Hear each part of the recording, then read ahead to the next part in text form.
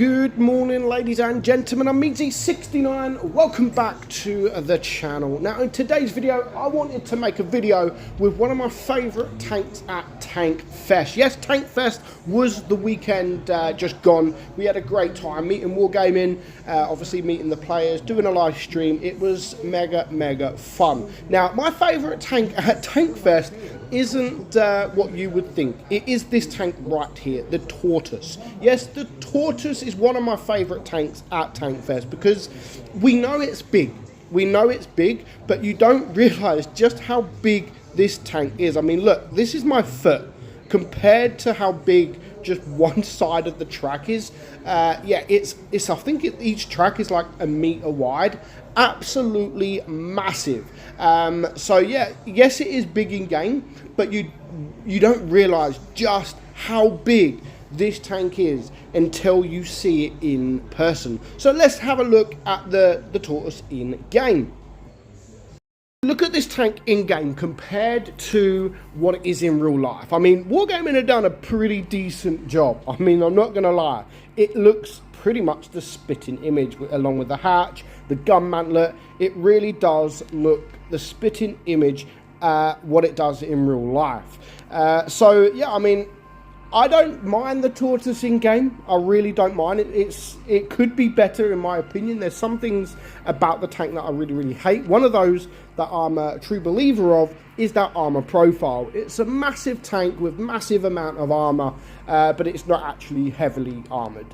There is a lot of weak points with the tank, and I just think there should be more armor. It should have more armor. It should be a really solid tank. Now, you can get bounces, of course. Wargaming did buff the armor profile not so long ago.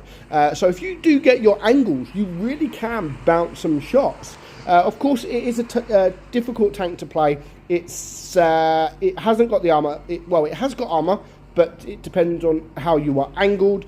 And the front plate, you can again switch to APCR, people can penetrate you. The hatch, people can penetrate. What it does have though is a very nice gun. It really does have a beautiful gun, and of course the DPM. So the DPM is sitting at 3,905, so one of the highest in the game. Not the highest, but one of the highest in the game. So very good DPM.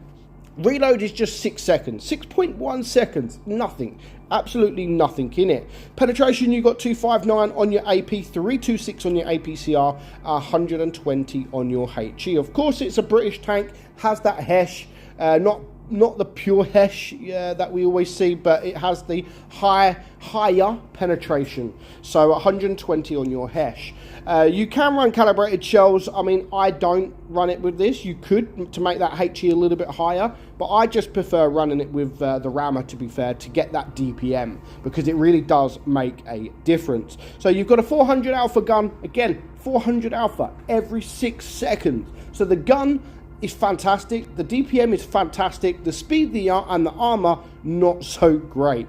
So you got 340 on your APCR, 515 on your HE, aim time 3.5, not the best but not the worst, and the dispersion 0.317. It does, however, have a nice 10 degrees of gun depression with a top speed of just 20 kilometers per hour. So we're going to have a game, or we're not going to have a game, we're going to show you a game that I've just downloaded.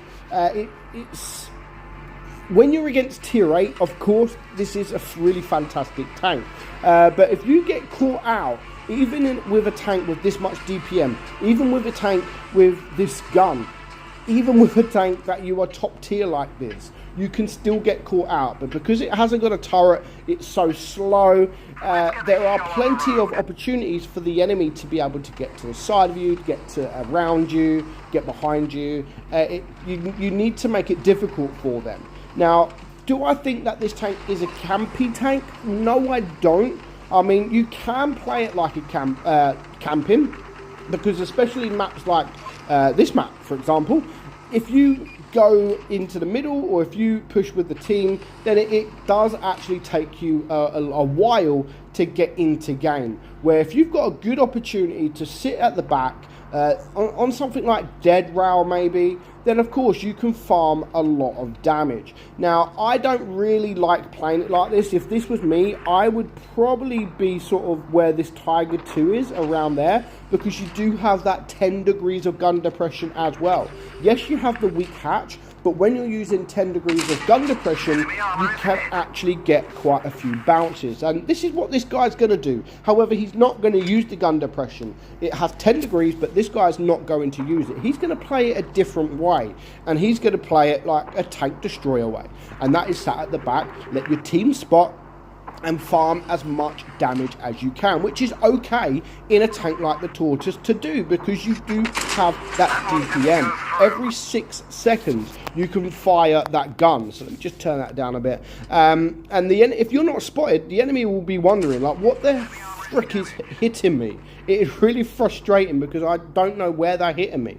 And if you can get perma-tracked as well, if you're able to go for the tracks of these guys and keep them in that position, then yeah, it is you can have a fun time. You really can.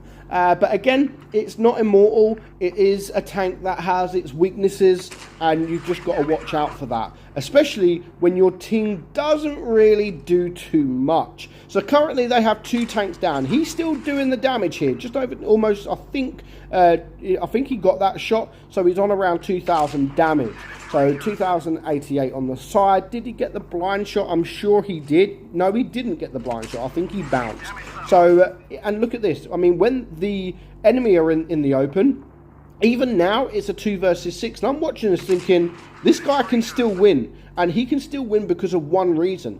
DPM. That's the only reason at this point that this guy would still be able to win. Now, the Tiger 2 is a 2-shot. If he's able to get the shot there, unfortunately, just missed the shot. But he is now on his own against 5 tanks. And at this point, he's now spotted, and it is going to be extremely difficult. He needs to go for the 1-shots. Of course, he is going to go for the SMV there. Unfortunately, he does have to use a PCR, so he wasn't able to wipe that guy out. So he's just going to wait. You can see him angling. He is getting penetrated, but he's also getting them bounces. I mean, in the space of seconds, he's bounced 1,900 damage. He is going to bounce a little bit more, but again, when it's a 1 versus 4 at this point, it's not easy for a Tortoise. Even something with this much DPM, it really isn't easy when there's 4 tanks all coming at you. And again, look at the angles. You over angle or you angle on this thing, you can get bounces. That is 2,900, 3,100, but unfortunately for him,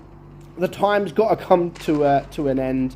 He gets his final shot, and there's not much he can really do about that. But 3,100 block damage, which is a remarkable job for a Tortoise. He managed to angle, and he got the bounces. He got some damage as well, pretty decent damage, 5,600 damage. Unfortunately, it wasn't an ace, but I just wanted to showcase the weaknesses and the strengths of this tank.